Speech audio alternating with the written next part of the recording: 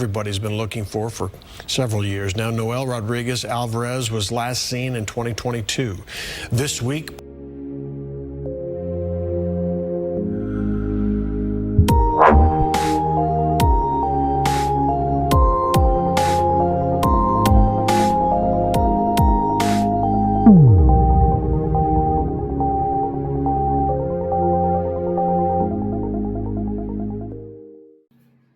Thank you for tuning in once again to another episode of the Goodrich Chronicles. I am your host, Anthony Goodrich, and today I would like to bring to your attention that they have finally found him. Yep, it's been since 2022, and they finally found him. Little 6-year-old Noel Alvarez. Noah Alvarez was missing from Texas, reported missing in 2023, but was actually seen last alive in 2022. But I am dreadfully confirming that they have found him as of yesterday. Now imagine this. You rent a home. It's all new and fine and you love it, and it's a place that you want to spend your time and call it your domain, only to have the police knock on your door saying that they need to do an excavation in your front yard. Yeah, this is what happened to a local Texas woman, minding her own business, doing her thing, when she gets a knock on the door of the police department saying that they need to do an excavation in her front yard because they have reason to believe that there is a body buried there. And they were right. They found the body of 6-year-old Noah Alvarez.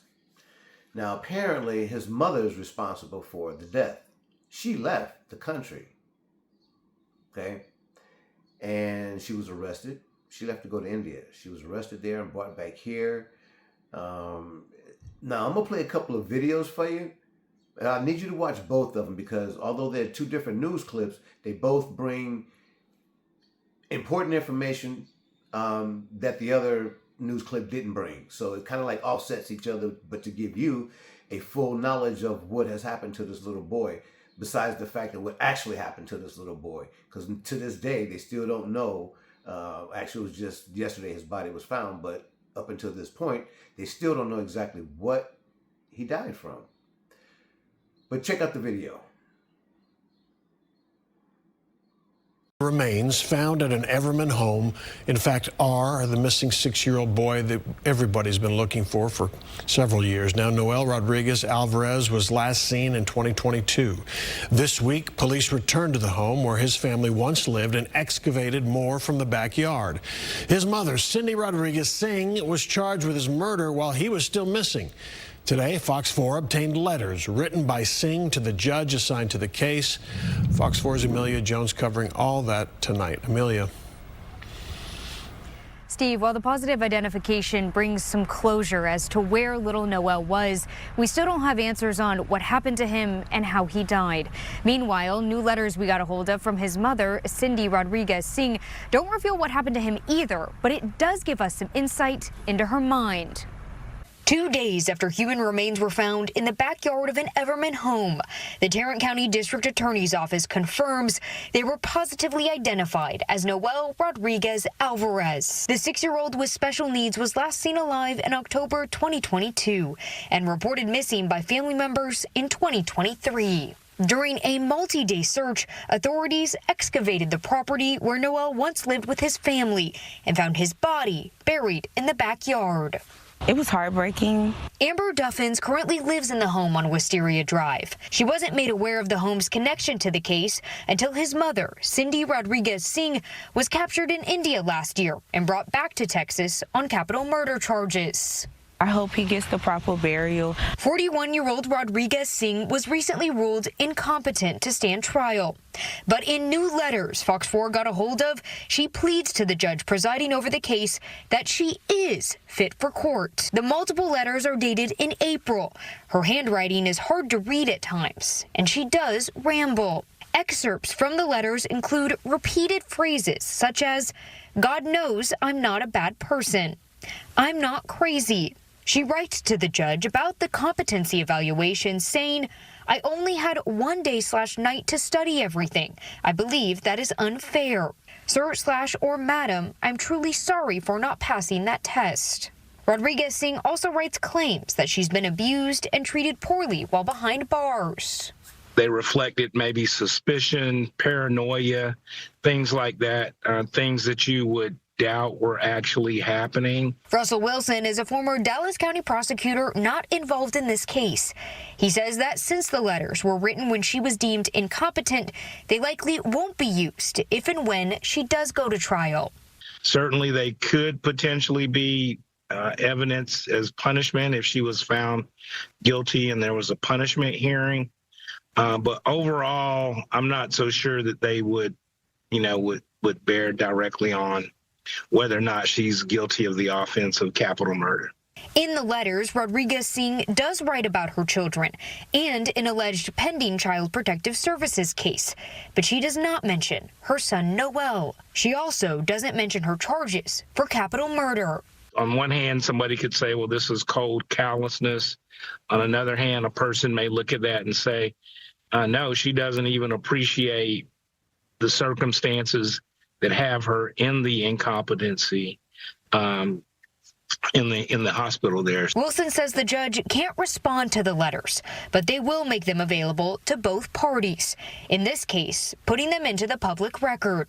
The Tarrant County District Attorney doubled down on his statement that he believes Rodriguez Singh will regain competency and stand trial. He emphasized his office is committed to getting justice for Noel. I hope that his mother gets what she deserves because her son would never see the day of light again, so she should get the same thing, honestly. We did reach out to Rodriguez Singh's attorney for a statement or comment about the formal identification, but we still have not received a response. She left the country in 2023, was added to the FBI's 10 most wanted list, found, and then brought back to Tarrant County last year. But this moment late today comes on the very same day that investigators confirm remains found this week are that of her once missing son, Noel Alvarez. Good evening, I'm Doug Dunbar. It's Friday night, but it was earlier this afternoon that Cindy Rodriguez Singh said that she wanted to speak with us. Candidly, we were somewhat surprised by that. This would be the very first time she's ever spoken since this long search for what happened to her son, Noel Alvarez, began. But within seconds, literally, of meeting her through that glass at the Tarrant County Jail, things took a quick turn. They're going to bring a microphone around so we can hear you. My attorney should be present. Wait, what just happened? She's asking for her attorney to be present. Have you spoken to your attorney? I spoke to her today before all this. Okay, because we weren't told of that. Do you want me to give you his number where you can call him right quick? So I understand correctly, do you want to speak to us if we can't get a hold of him? But I want to go with him. Okay, I need him present. so you need him here physically in the room. You're saying you need your attorney physically with you here before you're willing to do the interview. Let me see if I Okay. can do something. She's going to work on something, and I'm going to attempt to call your attorney. Okay, thank you, ma'am. This was the first time that we have ever seen Cindy Rodriguez Singh in person. There she is, just 10 feet away, apparently ready to talk, inviting us to the jail, but then immediately saying she wants her attorney with her. This is Bob. Leave me a message. Hey, Bob, this is Doug Dunbar with CBS News Texas. We're trying to get a hold of you as well as the folks at the Tarrant County Jail and the Sheriff's Department. Cindy Singh has told us that she would like to speak with us. And as we were gathering, she had said that she wanted you in the room. And everybody is trying to get a hold of you, including us, to honor that request. So now it's suddenly unclear if she's going to talk if her attorney is not physically here. That's the sense I got. We spent about 45 minutes working the phones, waiting to hear what this mother, charged with the murder of her own son, wanted to share with us. Would she defend herself? Would she admit anything? We may never know. because less than an hour after we saw Cindy Rodriguez sing for the first time through that thick visitation glass, a phone call came from her lawyer. I'm not going to authorize you to talk to her. Okay, and we will honor that. Thank you. Yes, sir. Thank you. I appreciate it. Thank you, Bob. So that was the attorney, Bob Gill, who message was pretty clear. She wanted her attorney in the room. She wants to talk, but she wanted her attorney in the room, and we finally got a hold of the attorney, and Mr. Gill just said he doesn't want her to talk at all, and we'll respect that. Now, see, it's hard for me to sit up here and say she need her ass whooped.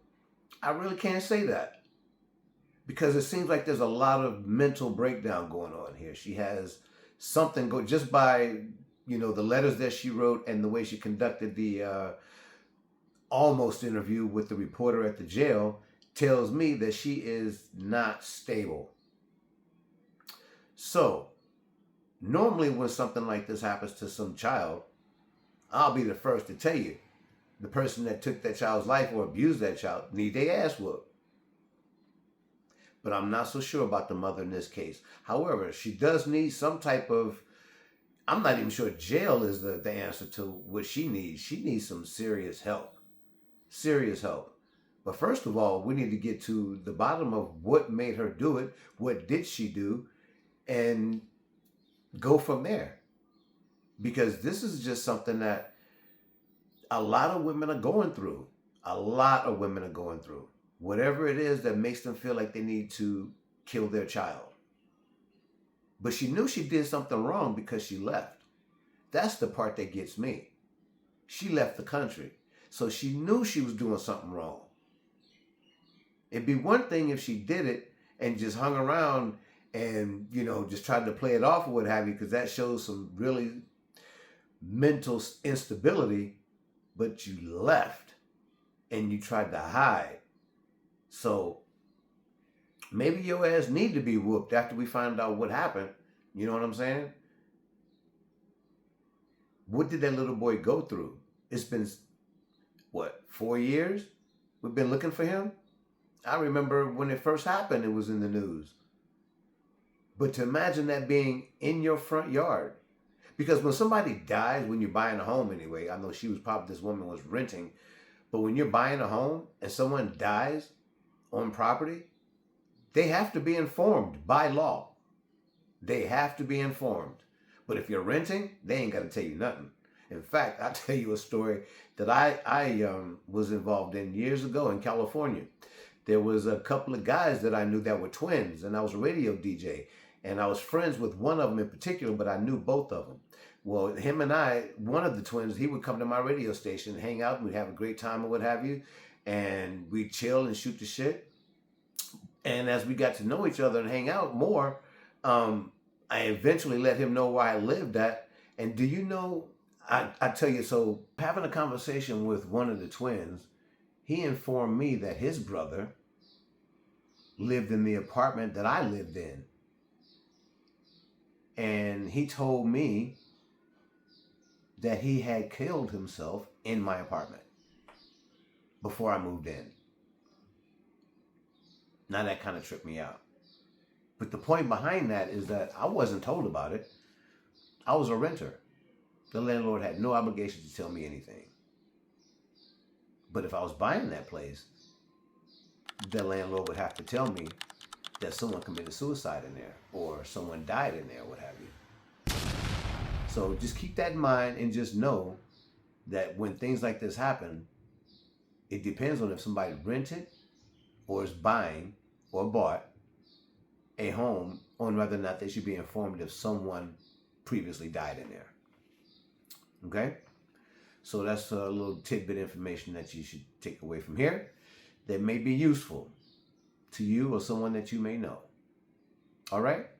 Okay, so I'm going to leave you all with that. I want to thank you for tuning in. Y'all could have been anywhere in the world, but you chose to spend some time with me. And for that, I will always be grateful. So in the meantime and in between time, until the next time, Anthony Goodrich is signing off.